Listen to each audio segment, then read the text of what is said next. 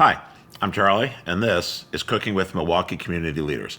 Cooking with Milwaukee Community Leaders is available both as a podcast, wherever you get great podcasts, and on video on our YouTube channel, Cooking Secrets for Men. So, I'd like to introduce my guest today, who's Ann McKaig. Ann, great to see you. Really good to see you. Been a minute. Yeah. Ann is the president of the Shorewood Village Board. Shorewood is the first jurisdiction north of Milwaukee, the city of Milwaukee, on Lake Michigan. I lived there for 12 years before moving downtown here.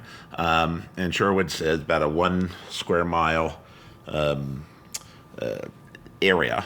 And so Ann is the president of the village board, which is, if it was a city, it'd be a city council, but it's a village, so it's a village board. So we'll get to Shorewood in a minute. We'll talk about some of the work that's being done. But I want to start where we usually start. This is the beginning. So you're, like myself, an East Coast person. Yes. Born in Massachusetts. Technically, I was born in Pittsburgh. Oh. But at age 5. Well, it can't be technically. You were born in Pittsburgh. I literally was born in Pittsburgh, So- home of Mr. Rogers. So I would just talk about that growing up and how that set the stage for kind of who you are today. Yeah. So I was born in Pittsburgh. Both my parents are kind of Midwesterners. My mom's from Michigan. My dad's from Cleveland and Philadelphia, which is not East Coast, but Philly is.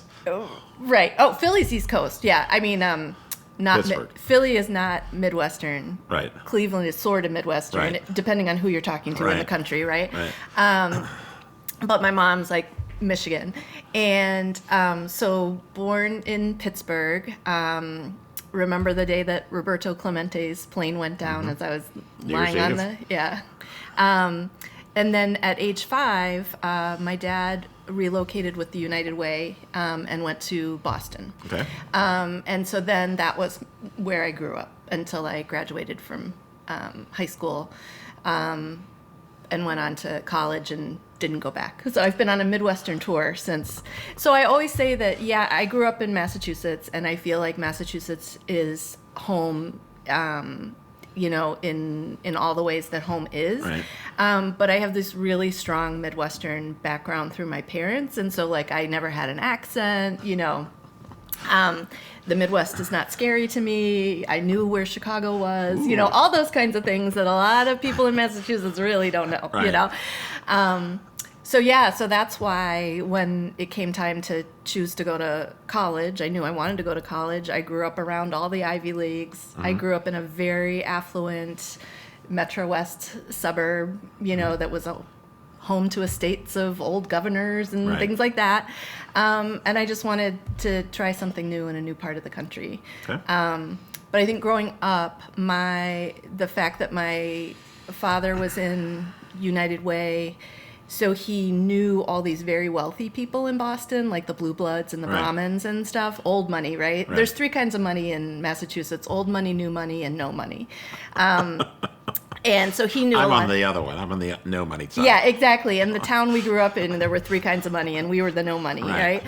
So him being involved in that world and knowing both the giving side, the philanthropy side, and then the allocation side of the work that was happening on the ground in Boston and neighborhoods and things like that, and being very invested there, and my mom being the Christian ed director at our church and doing work camps and taking us into the city and doing service work and all that. They were good white liberals, and they moved to the suburbs for the schools. Good. But their hearts were in the city. Right. And so growing up that way, and now that I realize what that meant in terms of how that fosters segregation and where the roots of, racism are and structural racism, it's a really interesting, and then doing the same thing as a parent when it was time for me to pick someplace to live. That really shaped kind of how I look at the world now and the journey that I've taken. So I would say also like church family, we were definitely part of a church family. I was partially raised by other people because my parents were out doing work, those kinds of things. And then service, my dad always talked about service being part of something bigger than you, he heard me complaining about something in junior high and told me to run for student council, and then I ran for student council president, all those kinds of things that kind of led to where I am today. So you, as you mentioned, you went to school in the Midwest. You went to Northwestern, got your bachelor's there, and then University of Illinois Chicago, and got a master's. So was there a plan after graduating, or did... I was putting it, I'm a Pisces, so, I was putting it together. I loved Chicago. I wanted to work in Chicago. I got really involved in the rape crisis movement, so I put my art therapy degree in that. I had an undergrad in art theory and practice from Northwestern, which is not known to be an art school, especially, in Chicago. However, the way that I just worked with incredible painters, but I knew that I couldn't be in a studio my life. I knew I had to be out in the community. But what I learned from developing art and creating art is that it is a dynamic process, and it's a problem-solving process. And I think that's the through line in everything I've done, is it's always about composition, dynamics, shift, change, getting to someplace else that you're envisioning, right? And working with whatever you've got to get there. And then the art therapy degree brought that social work in, and so the people dynamics and understanding what motivates people, what holds us back, Sure. Understanding structural racism and oppression, violence against women, getting involved in the rape crisis movement, learning very quickly that client after client was telling me a story that was similar, and the circumstances were similar, and they were conditions that were created by our system and perpetuated. I quickly realized that I'm a systems thinker, and so I needed to be involved on both levels. So again, that's another through line, is like I studied all these things and I have these skill sets, but applying them on a bigger level is what really motivates me, I guess. Okay. So then you moved on after graduating. You did some therapist work. You worked in program consulting, and then an instructor at Mount Mary College. I want to say Marymount College, but that's in D.C. where I'm from. Right. So it's Mount Mary College. So talk a little bit about those jobs and how that helped set the stage for you to get into the public sector and doing a combination of volunteer, appointed work, and then elected work in Shorewood.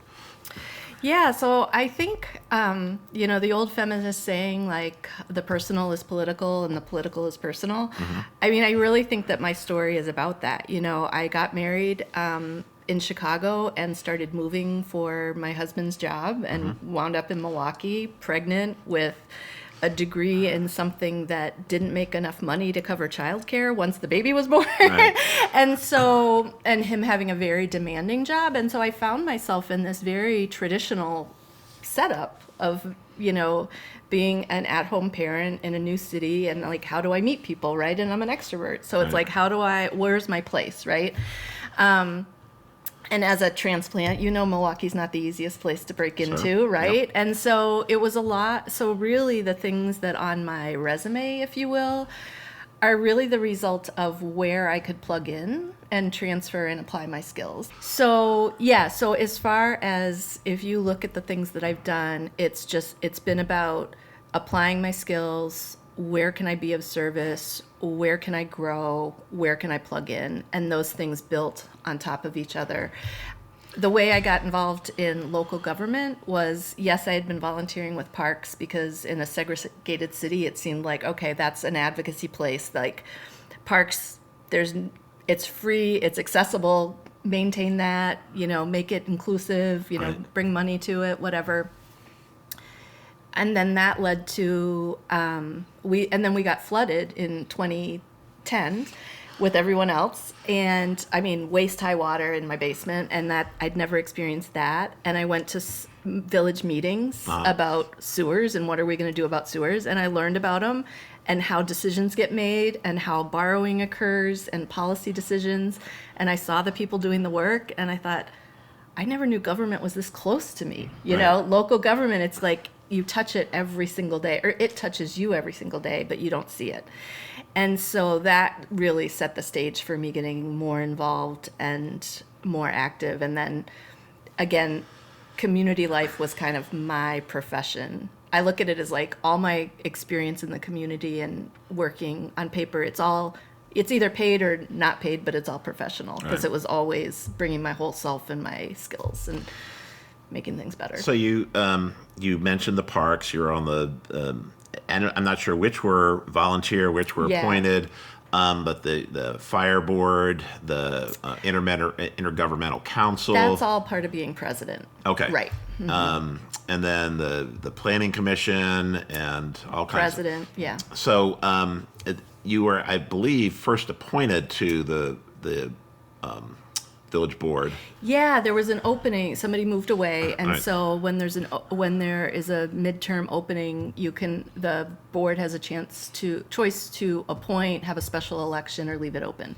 So in 2013, they did an appointment process, and so I was one of 7 applicants. Does it take the lady who had 6-foot water in her basement? Well, right, yeah, exactly. So I was the first village board member to live on an alley, and I was not the first board member to have been flooded, but I was the first one from Basin 6, which was significant. So I did bring some diversity to the board and my parks background and things like that. So I had a lot of technical knowledge that I brought. And then I served as a trustee for 2 full terms after that and decided not to run for a 3rd term.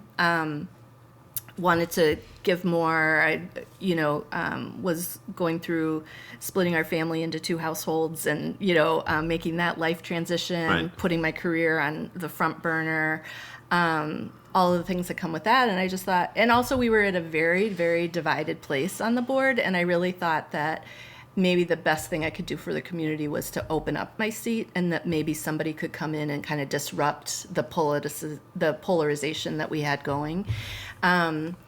And so I did that and was off the board. I was free for 6 months, and then the president was going to be an uncontested race, and I literally was walking across the street one day and felt like God threw a brick at my head and just said, we have to have a contested race. Right. We have to have a public conversation around where we're going and the values. And I know where I want us to go. So I'm going to run on that. And if I win, I win. And if I don't, I'll go on with my life because Right. I've got a full life. I've got plenty to do without this. But I did win. Right. So now you're president, and there's a 2nd term. You're running for a 2nd term now? I am, and nobody filed to run against me, so I'm uncontested. Maybe someone will get hit with a brick in the head walking across Well, the it's street. too late to file, but they could run a very successful write-in campaign. I guess it's possible. Well, glad you're the president. You've done a lot of work that, you and I worked together. I worked with you. I shouldn't say you Yeah. and I worked together. I worked with some things, affordable housing. I was on the Human Relations Commission. So I know that you have a view, having worked with you, that there's more to the world than the 1 square mile of the village of Shorewood. Mm-hmm. You have a more regional view. You know that Shorewood is part of the Milwaukee County. It abuts the city of Milwaukee, and what happens in Milwaukee affects what happens in Shorewood and in Whitefish Bay and all the various neighborhoods. So talk a little bit about that view and how Shorewood, the things that you're doing there, and how we're trying to affect change not only inside the village, but also be part of the change outside the village. Definitely. So yeah, one of the main reasons I decided to run for president was because David Crowley was in the county exec's office, and I wanted to be part of his vision, his strategic vision, and his leadership, and I knew that I could learn a ton by being part of that. And so I thought, the county adopted a strategic vision, and it was, 1 county, 1 vision, 1 plan. And so I ran on that Shorewood is part of 1 vision, 1 county, 1 vision, 1 plan. And we had never thought like that before. Right. So it was either going to be embraced or not. And so it was embraced by 100 votes. I won by 100 votes. But, just that idea around, we are the most segregated county, certainly in the state, almost in the country, terrible injustice, disparities. And, Shorewood is representative of that mindset of seceding and kind of hoarding resources, right? And we're 1 mile square, 1.4 square miles, but we're over 13,000 people in that. And so we're the most densely populated municipality in the state, which a lot of people don't think about. So, and my T-shirt that I wore today, it's kind of this idea, the scarcity mindset that equal rights are, if we have equal rights, nobody loses. It's not a pie, right? And I know growing up white and growing up in the suburbs and I understand that mental model. I struggle with it myself. I've been on my own journey with reshaping how I think and how I respond to change. And so I guess knowing that, I know that we need to be part of something bigger. We need to be a good partner.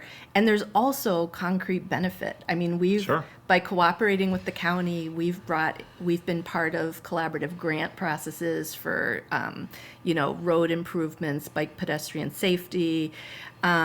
We have had access to incredible expertise collaboration around affordable housing and creating opportunities for that. We're changing minds, we're changing hearts. We have an incredible school district that committed to equity. I wanted to be aligned with that. And then also the Intergovernmental Cooperation Council, which is basically all the chief-elects, mayors, presidents in the Milwaukee County, plus the county exec. That group, that is our advocacy group. And traditionally, historically, it has been a very closed, homogeneous, inactive body. And so that's part of being president, like get out there, this group meets once a month, let's do something. There's much more we can do together than we. Well, you mentioned that you're changing minds and bringing in.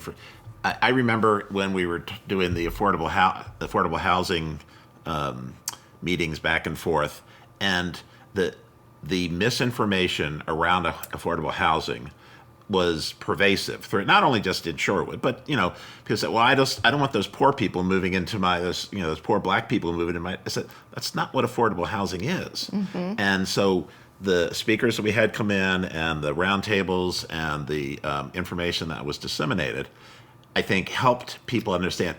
Oh, that's what we're talking about. Oh, okay. So that's why I think your vision of Shorewood being part of a bigger operation is a good thing, and it hopefully has people changing their minds or at least thinking about it. So you talked teeny little bit about, but tell us about your family.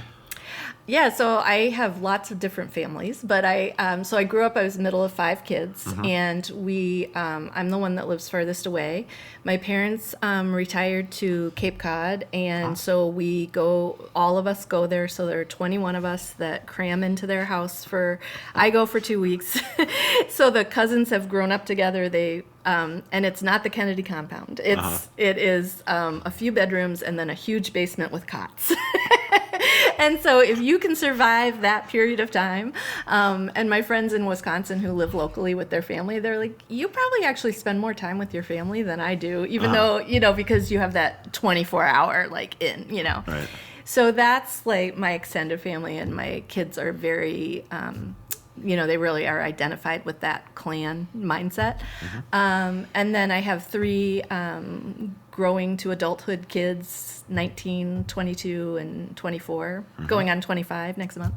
And they're amazing and awesome, and I love being a mom. And then I have my local family, because I don't have family here, and so really I'm a person that I want to bloom where I'm planted, right? And so I have my local family that's a lot built around community change, community building, mission. Those are how I've made friends and put down roots. Good. All right, so why don't you grab that apron right there? So we got an apron for you. And as you're putting that on, why don't you tell us what we're making today? So I'm going to share with you clam chowder. This is something that my family makes every Christmas Eve, because Christmas Eve was a big time in our house growing up. And so it's kind of my nod to the New Englander, in me. It's a very simple clam chowder recipe. So, it doesn't have rosemary in it, which is kind of the fancy way of doing it. And, it doesn't, it's kind of a thin soup, liquid, which is a little bit more traditional. The one thing that's not really traditional is the bacon, but it really makes it taste good. Absolutely. And it's super easy. No such thing as too much bacon. Yeah, exactly. All right, so we've done a little bit of prep work. We'll go back, and I think I have to show you that I have it on the wall back there, but the recipe that you sent me was handwritten with stains on it, and it's I have a bunch of those from my mother-in-law that they're just cards that are written that have pour some water into a pan, and then there's a splash on it from some. It's just those are the best recipes. So anyway, give us a minute. Yeah. And we'll be right back. All right, so we are over here at the cooking stage. We're got some bacon frying. We're gonna put some onions in. We got a couple of onions we chopped. And I appreciate you doing that ahead of time. All right, so the onions will cook in the bacon grease. Yes. With the bacon. So we're feeding the crowd, so that's why we're kind of doubling what we normally do. Okay. So I'm just softening up the onions a little bit, and then I'm gonna put in potatoes. Okay. That you So we got some potatoes that we cubed. And obviously, if people, I just use regular cooking potatoes. This is just a very traditional, simple, comforting. So we got onions, potatoes, and bacon. Yep.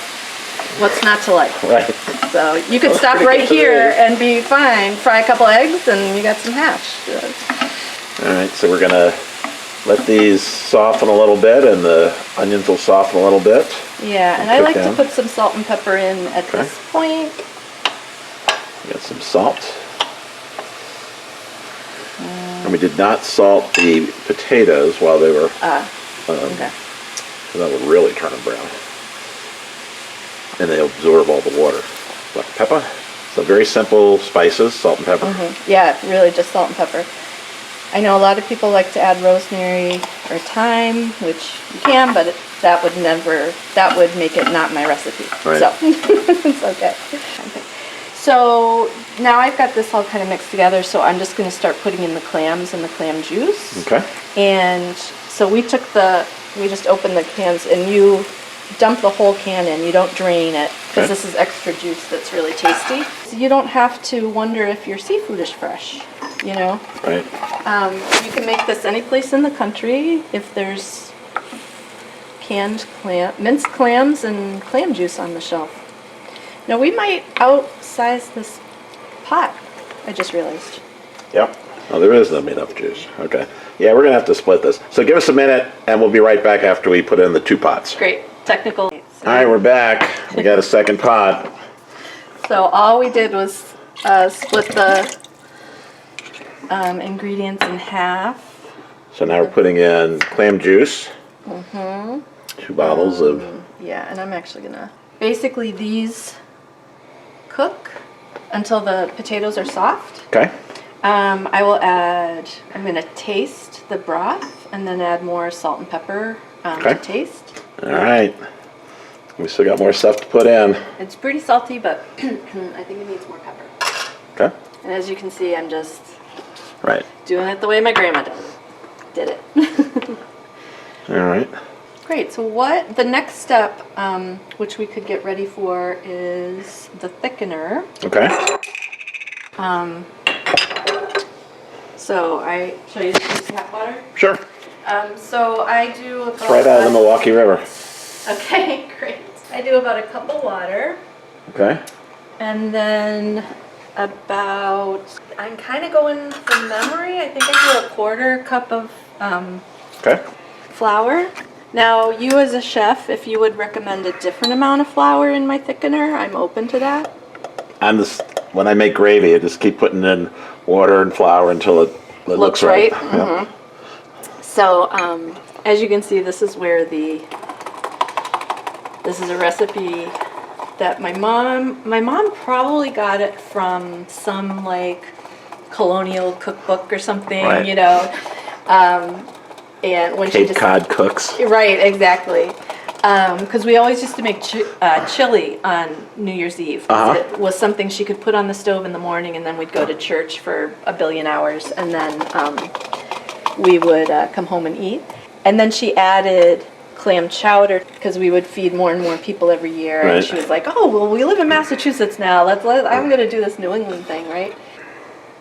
So she probably got this from some colonial cookbook at some point, but now it's, she just told me how to do it and I wrote it down. Now, where did you live in Massachusetts?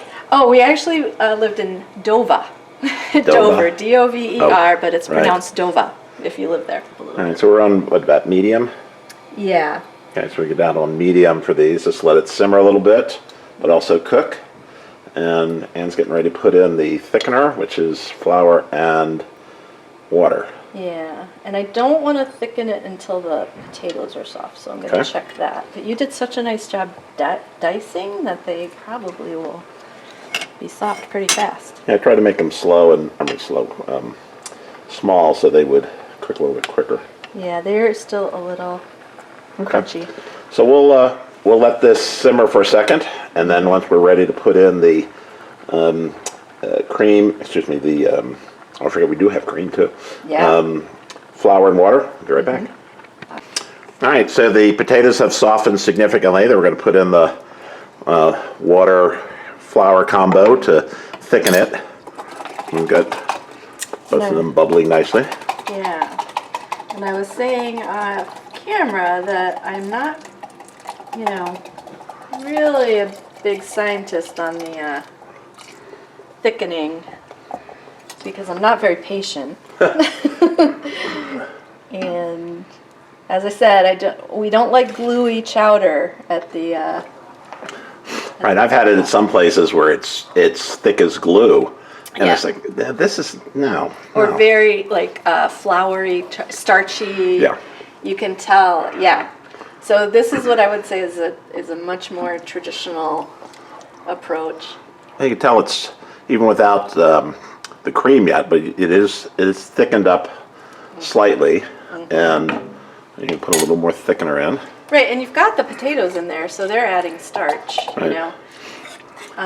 So I think it's one of those things that most of the time, if people like clam chowder, they have it in a restaurant, right? Because it's on the menu.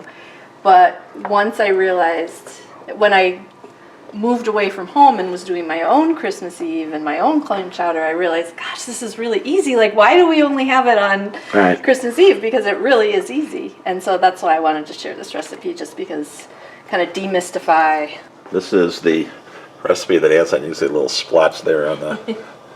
It's pretty cool. So I don't know about you, but half the fun of making family recipes when you live on your own out from the home front is calling for the recipe over and over again. But when I was doing my own Christmas out here, it's the calling. Even though you know how to make it, you just call and say, "Hey, let's just talk it through." And so still on my family, text chat, there's still around Christmas all the kind of like, does anyone have the recipe for the sausage? I'm laughing because both of my parents are deceased and both were good cookers.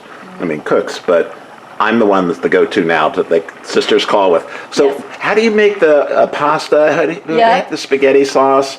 And I have a question about blah, blah, blah. So, that's going around. It's a great way to connect. I'm going to check. We started this a little later, so I just want to check this.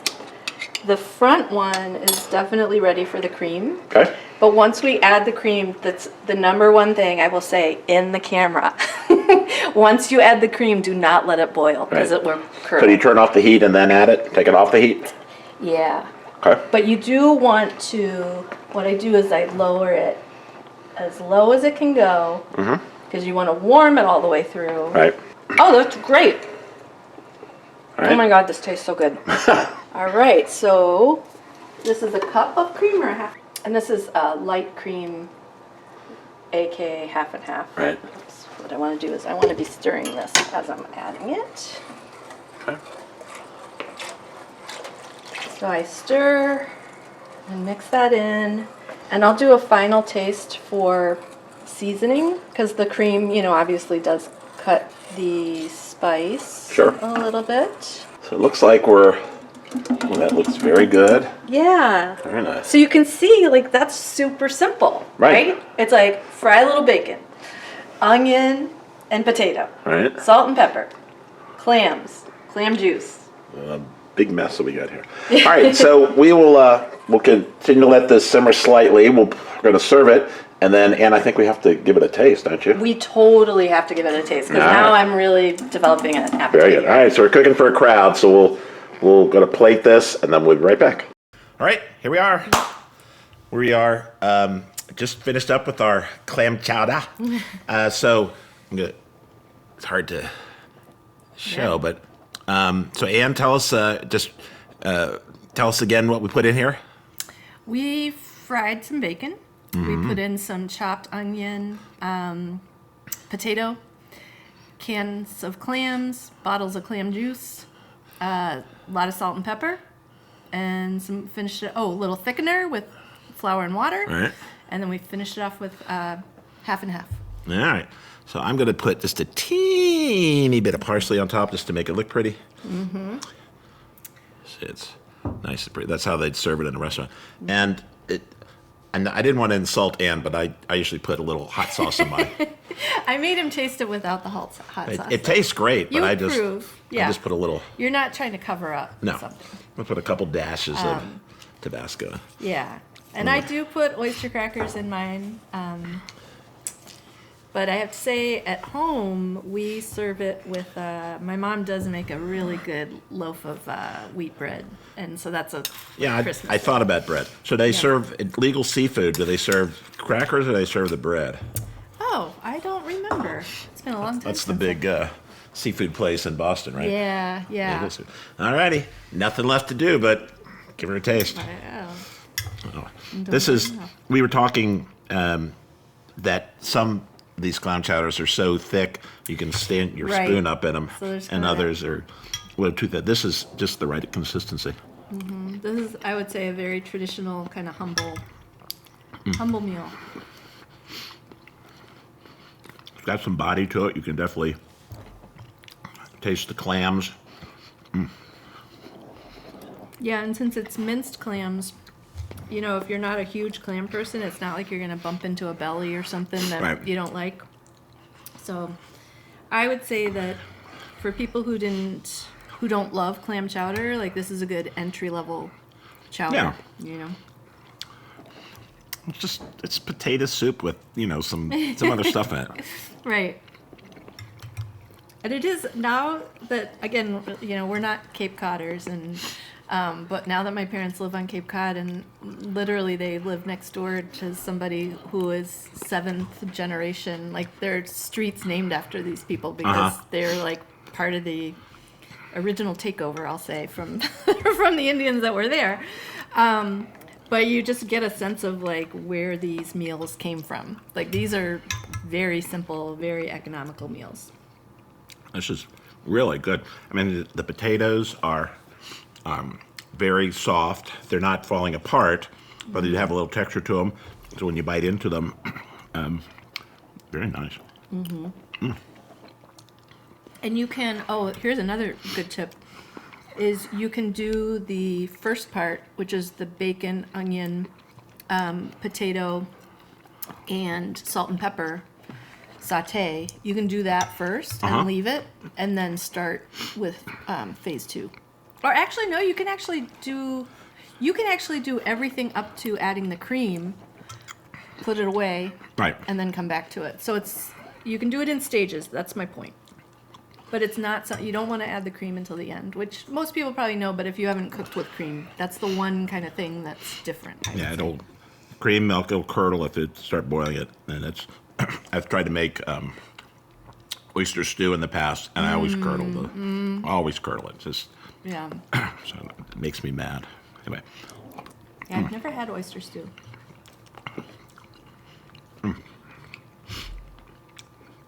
Really good. Mm-hmm. Well, before you take another bite, Ann, thank you so much. Thank you. It's really great to have you here. Great to see you again. Mm-hmm. I was actually up in Shorewood last night for a dinner party. You know the Darnators? Mark and Julie. They're right around the corner of Capitol and Lake, right across from Atwater Park. Good friends of ours. So we had a little dinner party. So it's always nice to be back in the hood, so to speak. What purports to be a hood. A wood. Yes, a wood. But we enjoyed our time in Shorewood, like being downtown for a variety of reasons, mostly because we live in age-appropriate housing, where no steps, no shoveling of snow, no lawn maintenance stuff. So when you get to be my age, you'll appreciate that more. Yeah, for sure. So again, I want to thank Anne for coming out today. It's great to see her. Thanks, as always, for the great support. Please like and subscribe, and appreciate you taking the time to support Cooking with Milwaukee Community Leaders. Thanks for listening to another episode of Cooking with Milwaukee Community Leaders. Cooking with Milwaukee Community Leaders is brought to you by Cooking Secrets for Men, LLC, and was recorded in the 3rd Ward in Milwaukee, Wisconsin. We feature and profile community leaders who are trying to make Milwaukee a better place. The tagline is, serious people with serious jobs having a little fun. Our guests choose the recipes that we use on the show. All of our podcasts are available on iTunes, Spotify, and wherever you get great podcasts. The original YouTube video for this episode is available on our YouTube channel, Cooking Secrets for Men, all rights reserved. Thanks, and see you next time on Cooking with Milwaukee Community Leaders.